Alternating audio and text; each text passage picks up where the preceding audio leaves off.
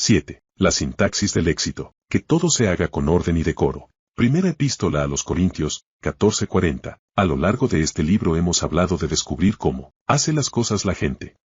Decíamos que los individuos que producen resultados sobresalientes realizan constantemente un conjunto de acciones específicas, tanto mentales como físicas, internas, con las que intervienen en su cerebro, y externas, con las que intervienen en el mundo, y que si producirnos las mismas acciones crearemos los mismos o parecidos resultados. No obstante, hay otro factor que influye en esos resultados, la sintaxis de la acción.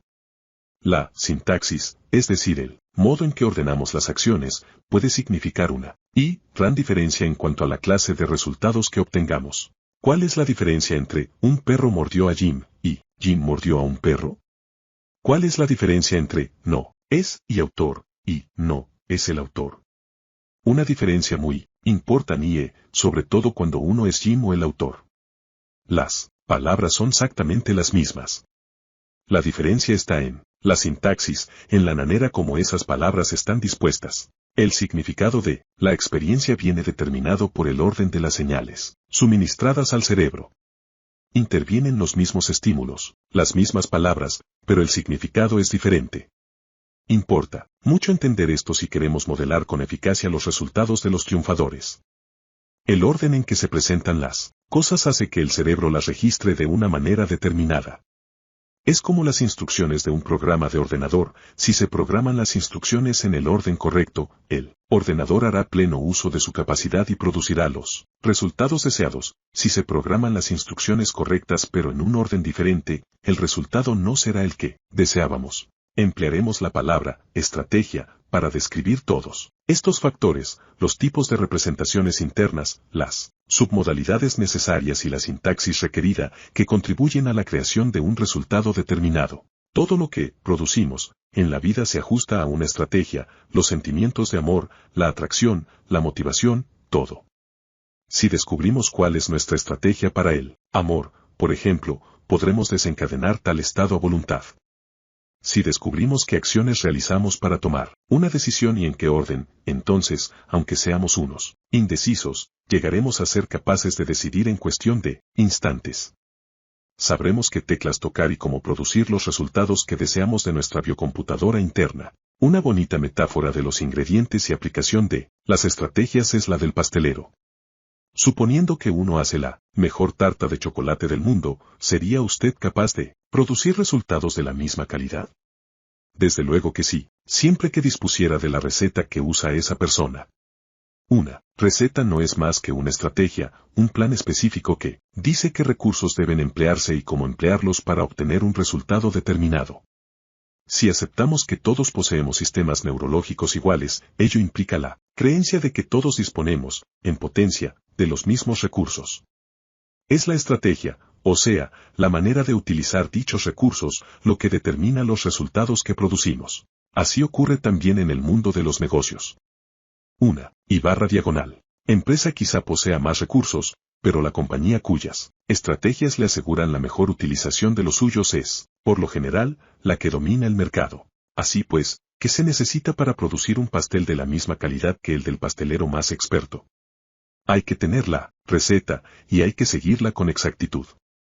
Si usted sigue la receta, al pie de la letra, producirá los mismos resultados, aunque jamás hubiese hecho antes una tarta similar. Puede que al pastelero le haya costado años de intentos y fracasos la elaboración de su receta perfecta.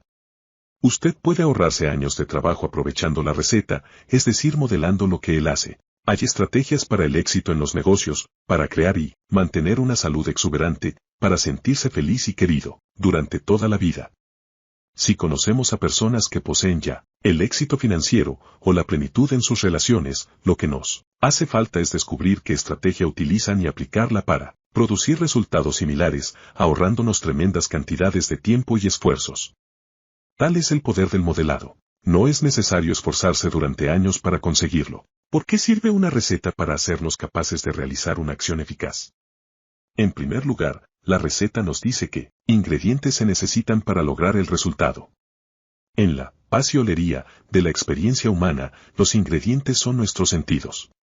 Todo resultado humano se construye o se crea mediante un uso determinado de los sistemas visual, auditivo, senestésico, gustativo y olfatorio. ¿Qué otra cosa de la receta nos permite producir exactamente el mismo resultado, o el obtenido por el creador de aquella? Pues que nos dice las cantidades que necesitamos. Al reproducir la experiencia humana, por consiguiente, no basta conocer los ingredientes, hay que saber además la proporción exacta de cada uno. Para nuestra estrategia, podemos imaginar que esas cantidades son las submodalidades. Ellas nos dicen concretamente cuánto se necesita. Por ejemplo, cuánta información visual, el grado de brillo o de oscuridad, la proximidad o la lejanía de la experiencia. Y luego el ritmo, la textura, etc. ¿Podemos decir que basta con eso? Sabiendo cuáles son ese ingredientes y en qué proporciones deben emplearse. 151. ¿Podremos hacer un pastel de la misma calidad? No, salvo si conocemos también la sintaxis de esa producción, o sea, qué hacer, cuándo hacerlo y en qué orden. ¿Qué ocurriría si para hacer el pastel añadimos primero lo que el pastelero deja para el final? ¿Nos saldría un pastel apetecible? Lo dudo. Ahora bien, si se utilizan los mismos ingredientes en las mismas proporciones y en el mismo orden, indudablemente, los resultados sí serán similares. Tenemos una estrategia para todo, para la motivación, para las compras, para el amor, para nuestras atracciones y rechazos. Ciertas secuencias de estímulos específicos conducirán siempre a un resultado concreto. Las estrategias son, como la combinación de la caja fuerte que guarda los recursos de nuestro cerebro. Aunque sepamos los números, si desconocemos el orden correcto no conseguiremos abrirla. En cambio, conociendo los números y el orden, la cerradura se abrirá todas las veces que queramos. En consecuencia, usted necesita descubrir la combinación que abre su caja fuerte, y también las que abren las cajas fuertes de otras personas. ¿Cuáles son los elementos constitutivos de la sintaxis? Nuestros sentidos. La información sensorial recibida se procesa a dos niveles, el interno y el externo. La sintaxis es la manera de juntar los ladrillos de la experiencia externa, y también lo que nos representamos internamente. Es así como tenemos dos tipos de experiencias visuales. El primero es el de lo que vemos en el mundo exterior, mientras usted lee este libro y ve las letras negras sobre el fondo blanco, la experiencia visual es externa. El segundo es el visual, interno. Recordemos cómo, en el capítulo anterior, jugábamos mentalmente con las modalidades y submodalidades visuales. No nos era necesario hallarnos físicamente en la playa, o en las nubes, o en las escenas felices o desgraciadas que nos representábamos mentalmente, ocurría que las experimentábamos en el modo visual interno. Lo mismo vale para las demás modalidades. Escuchamos el silbato de un tren que pasa cerca de nuestra casa, es una experiencia auditiva externa. O escuchamos una voz en nuestra mente, esta es auditiva interna. Si lo importante de esa experiencia era el tono de esa voz, diremos que es auditiva tonal. Si lo importante eran las palabras, el significado, transmitidas por la voz, es auditiva digital. Usted nota la textura de los brazos del sillón en que apoya sus codos, experiencia senestésica externa. Usted nota dentro de sí una sensación de bienestar o de malestar, senestésica interna. Al objeto de elaborar una receta hemos de idear un sistema que nos describa lo que se debe hacer y cómo. Utilizaremos, pues, una notación para describir las estrategias. Vamos a representar los procesos sensoriales mediante abreviaturas, y así, V, significará visual, A, auditiva, C, senestésica, I, interna, E, estema, T, tonal y D, digital. Cuando vemos una cosa del mundo exterior es una experiencia visual externa, que representaremos por B, una sensación propioceptiva, sería, sí. Considerando ahora la estrategia del que se motiva viendo una cosa, B, tras lo cual se dice algo a sí mismo, A y D, para producir una sensación interior motivadora, sí, tendremos que dicha estrategia se representaría por medio de la sigla, B, A y D, sí. Usted podría pasarse el día entero, hablando, con esa persona para persuadirla de que haga una cosa y muy probablemente no conseguiría su propósito, en cambio, hágale ver un resultado y menciónele lo que esa persona se diría a sí misma al verlo, y casi automáticamente la pondría en la disposición deseada.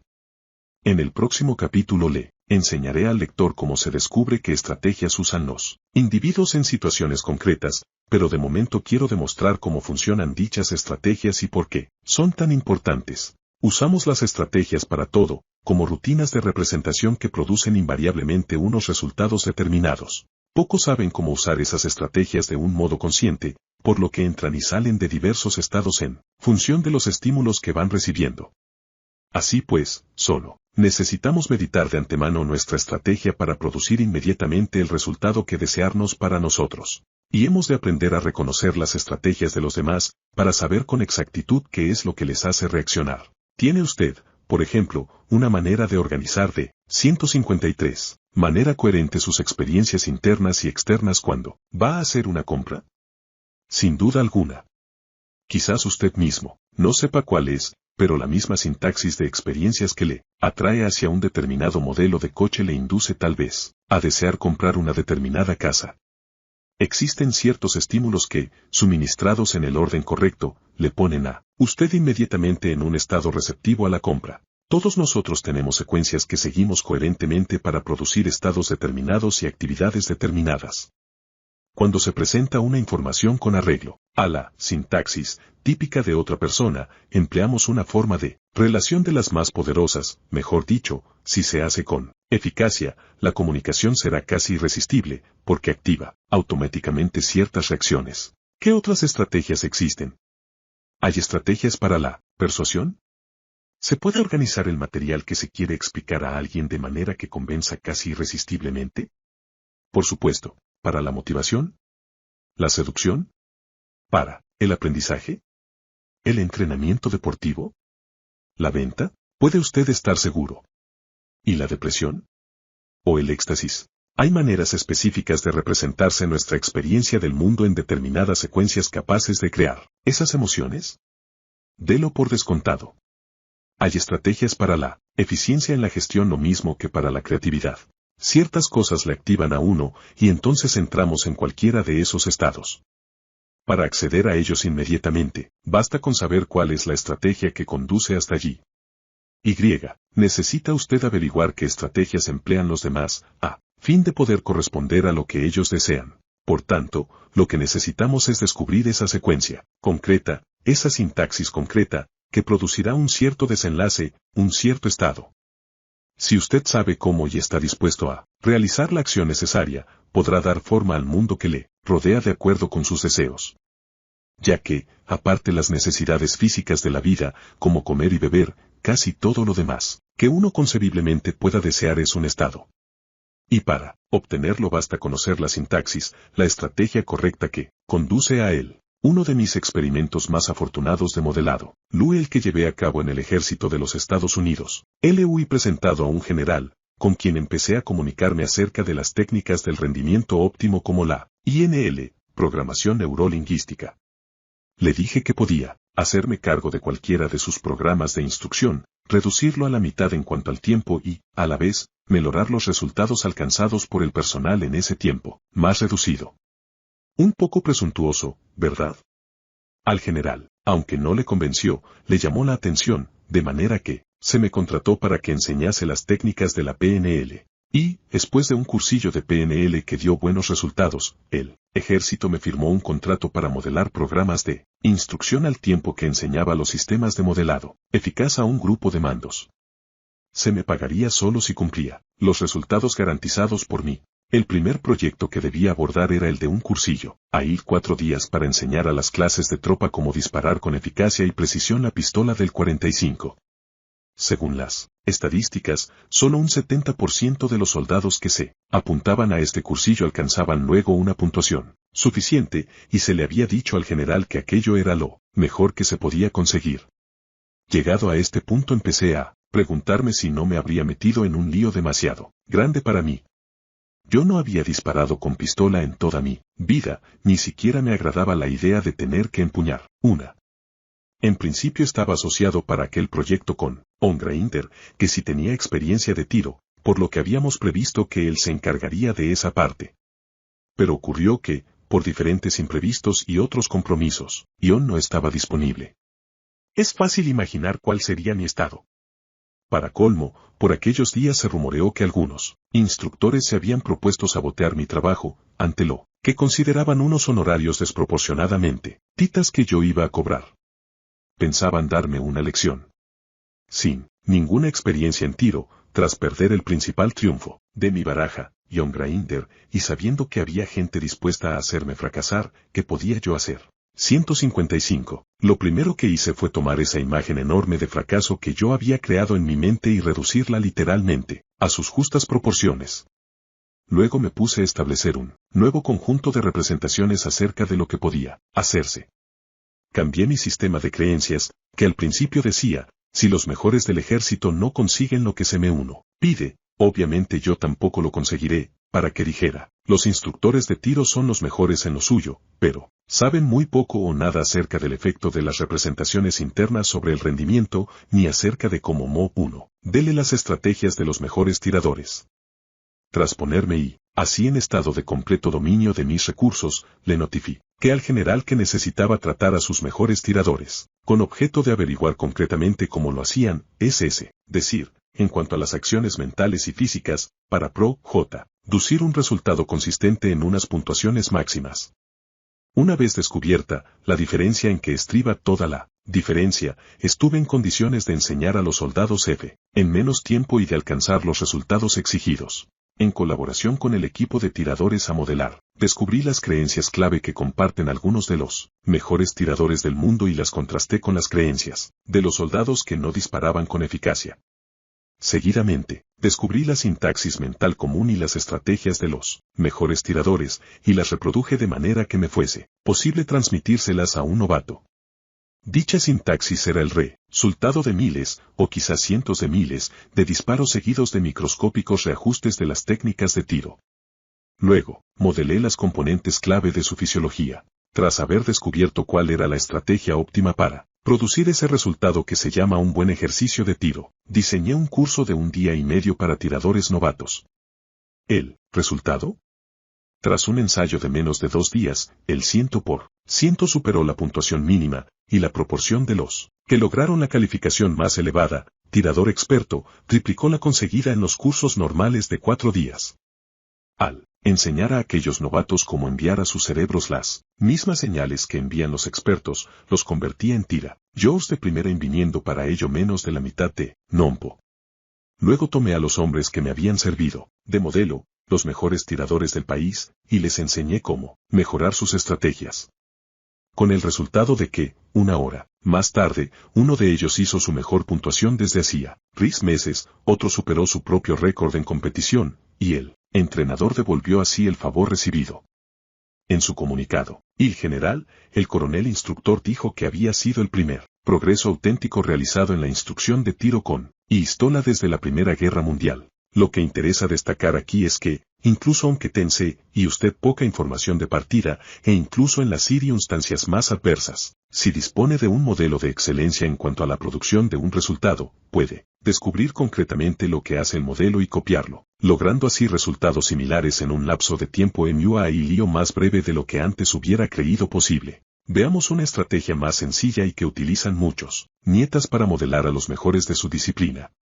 Si usted quisiera modelar a un campeón del esquí, seguramente querría empezar por observar su técnica, Mientras lo ve, quizás imite los movimientos con su propio cuerpo, hasta sentir que se los ha apropiado, sí. Si alguna vez ha observado usted con mucha atención a un esquiador, incluso, es posible que lo haya hecho involuntariamente. Cuando el esquiador a quien usted observa se dispone a atacar una puerta, usted esboza los movimientos como si fuese usted mismo quien estuviera esquiando. Luego querría formarse una imagen interna de un descenso de experto, Habríamos pasado de una experiencia visual externa a otra senestésica externa y luego a una senestésica interna. A continuación, logrará usted otra imagen visual interna, esta vez disociada, es decir que se vería a sí mismo como esquiador, sería como ver una película de sí mismo mientras modela al campeón con la mayor precisión posible. Después de eso, pasaría y fundirse con esa imagen, es decir, a convertirla en asociada, para experimentar lo que se sentiría al efectuar aquella misma acción exactamente como lo haría el atleta experto, Y lo 157, repetiría tantas veces como fuese necesario, hasta sentirse ese modo haciéndolo. De esta manera se habría proporcionado a sí mismo la estrategia neurológica concreta que le pondría en condiciones de actuar y rendir a nivel óptimo, tras lo cual pasaría a ensayarlo en el mundo real, CE. Podría esquematizarse la sintaxis de esta estrategia como BCE-CBBCCE. Pero eso no es más que una de las 100 maneras en que se puede modelar a otro. Recuerde que hay muchos caminos para producir resultados, sin que se pueda decir que sean buenos o malos, sino únicamente eficaz y eso ineficaces, en función de si se obtiene lo deseado. Como es evidente, los resultados producidos serán tanto más exactos cuanto más completa y exacta sea la información J acerca de lo que hace el otro para obtener los suyos.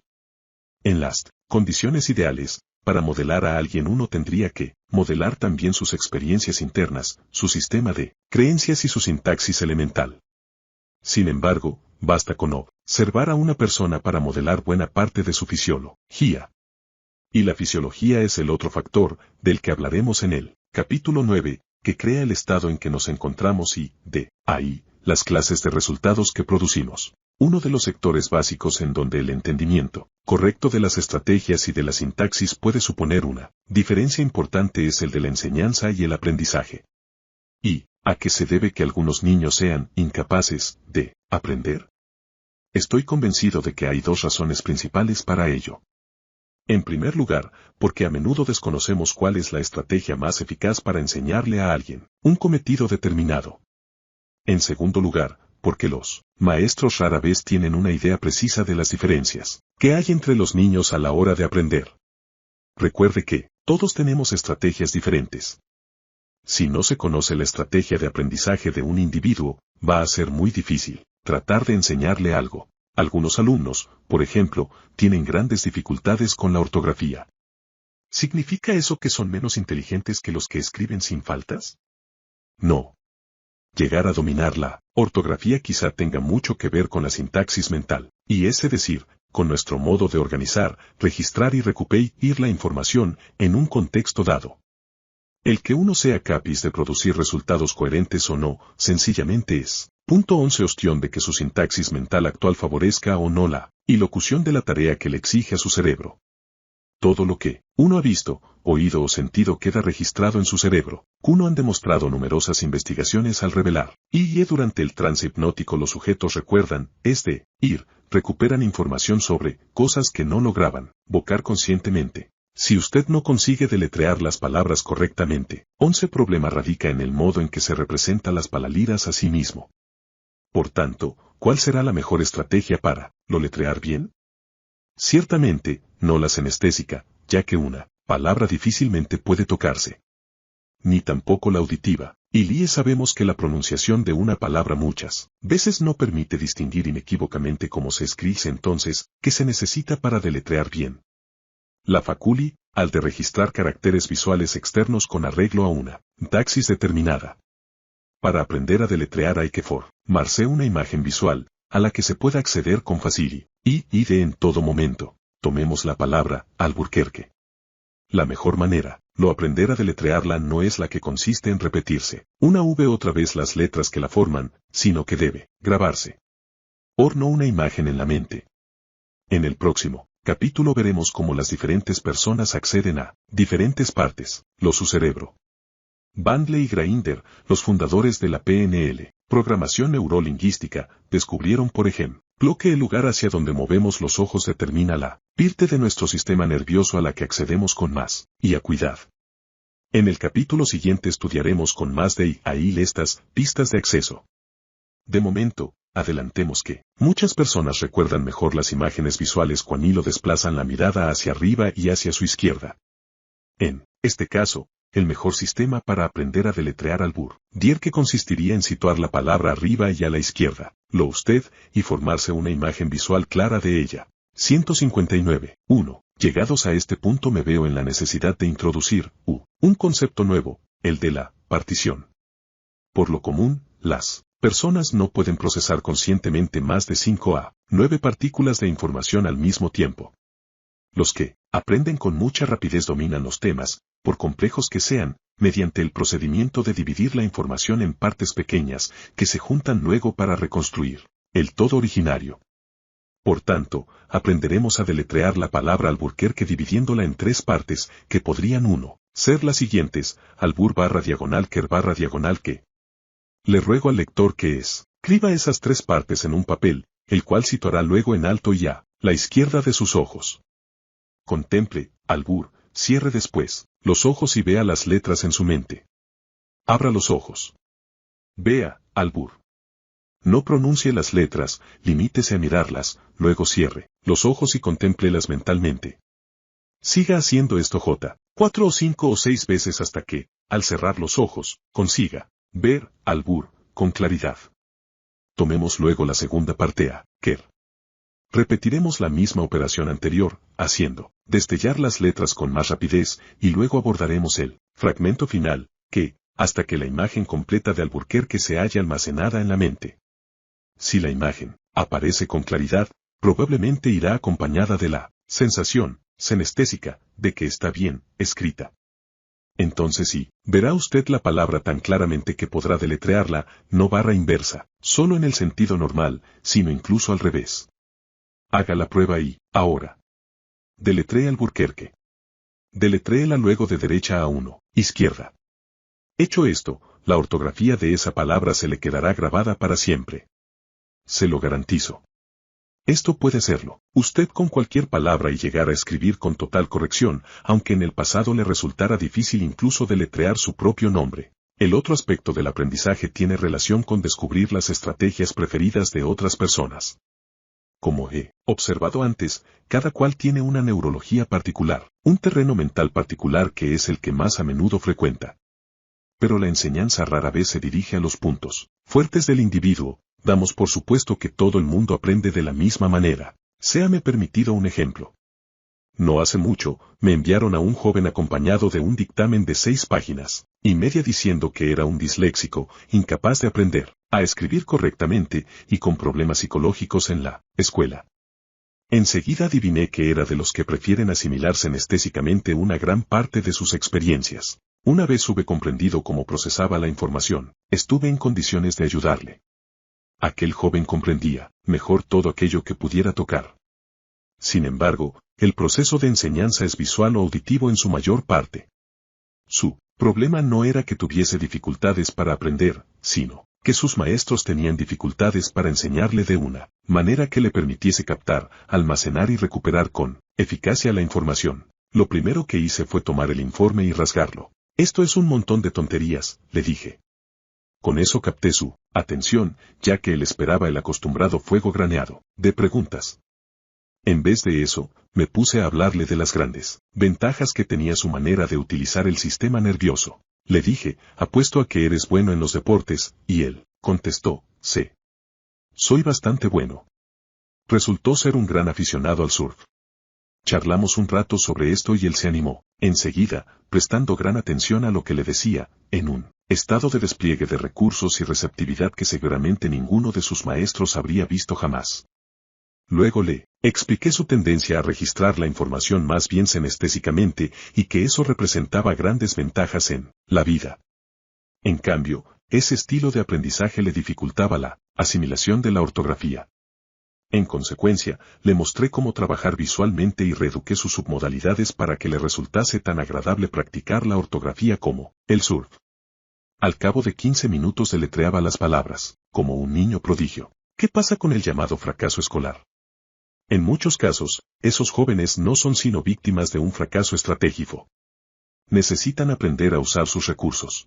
Enseñé esas estrategias a una maestra especializada en la educación de niños difíciles, en edades comprendidas entre los 11 y los 14, 161 años y que nunca habían logrado una puntuación superior a 70 sobre 100 en las pruebas ortográficas. La puntuación típica de la mayoría era de 25 a 50 sobre 100. Ella se dio cuenta seguida de que un 90% de sus alumnos difíciles utilizaba estrategias auditivas o senestésicas para asimilar las palabras. Empezó a usar nuevas estrategias para el deletreo y, al cabo de una semana, de entre 26 niños 19 sacaron una puntuación de 100 sobre 100, 2 puntuaron 90, 2 80 y los otros 3 un 70 sobre 100. En cuanto a los problemas de conducta, se produjo un cambio radical. Desaparecieron como por arte de magia. Esta profesora piensa presentar un estudio a la inspección escolar para que los nuevos sistemas sean introducidos en todos los colegios del distrito. Estoy convencido de que uno de los principales problemas de la educación es que los maestros desconocen las estrategias de sus alumnos. Ignoran la combinación de las cajas fuertes. Esa combinación quizás sea de 2 a la derecha y 24 a la izquierda, mientras que el maestro trata de abrir las mentes, con 24 a la derecha y 2 a la izquierda. Hasta la fecha nuestros sistemas de enseñanza están adaptados a la materia que han de aprender los alumnos, pero no a la mejor manera de aprenderla. Las técnicas del rendimiento óptimo nos enseñan las estrategias concretas que utilizan los individuos para aprender, y por consiguiente las mejores maneras de aprender una cosa concreta, por ejemplo, a deletrear. ¿Sabía usted cómo llegó a concebir Albert Einstein la teoría de la relatividad? Él mismo explicaba que el factor crucial había sido su capacidad para visualizar lo que sería viajar en la punta de un rayo de luz. La persona que no sea capaz de ver lo mismo en su mente tendrá dificultades en captar la relatividad. Por tanto, ha de aprender primero la manera más eficaz de dirigir su propio cerebro. De eso tratan precisamente las técnicas del rendimiento óptimo. Nos enseñan cómo emplear las estrategias más eficaces para obtener con más rapidez y facilidad los resultados que deseamos. Problemas como el que detectamos en la enseñanza los encontramos en casi todos los demás campos. Si utiliza usted la herramienta equivocada o equivoca el orden de las operaciones, obtendrá un resultado equivocado. Hágalo correctamente y hará maravillas. Si fuese usted un vendedor, ¿le serviría de algo conocer las estrategias de compra de sus clientes? Me parece que sí. Si el cliente fuese un individuo intensamente senestésico, ¿trataría de llamarle la atención sobre el color del automóvil que estuviese mirando? Yo no lo haría, sino que trataría de impresionarle por medio de una sensación fuerte, le invitaría a ponerse al volante, a tocar la tapicería, a disfrutar la sensación de velocidad lanzándose a la carretera. En cambio, si se tratase de un tipo visual, le haría admirar el color y la línea de la carrocería, junto con las demás submodalidades visuales que se adaptasen a su estrategia. Si fuese usted entrenador deportivo, le interesaría saber qué es lo que motiva a los diferentes jugadores y qué clase de estímulos sirven para ponerles en pleno dominio de sus recursos. ¿No desearía ser capaz de descomponer cualquier situación concreta para hallar la sintaxis más eficiente, como hice yo con los mejores tiradores del ejército? Estoy seguro de que sí. Lo mismo que una molécula de ADN, ácido desoxirribonucleico, se forma de una manera concreta, y que un puente se construye de un modo concreto, hay una sintaxis que es la mejor para cada tarea y una estrategia que las personas pueden usar con tenacidad hasta obtener los resultados que desean. Algún lector se estará diciendo, todo eso estaría muy bien si uno fuese un adivinador de pensamientos. Pero a mí no me sirve, porque yo no puedo adivinar cómo se enamora una persona con solo mirarla, ni saber que la estimula a comprar después de haber hablado un par de minutos con ella. El motivo de que no lo sepa es que no sabe dónde mirar ni cómo preguntarlo. Sin embargo, no hay más que pedir para obtener casi cualquier cosa, si se hace con la convicción necesaria y poniendo suficiente interés en ello. Para algunas cosas, se precisan grandes dosis de convicción y energía, se consiguen, pero hay que trabajárselas. En cambio, lo de las estrategias es fácil. Usted puede detectar las estrategias de una persona en cuestión de minutos. En el próximo capítulo, aprenderemos 163.8. Cómo detectar la estrategia de otra persona.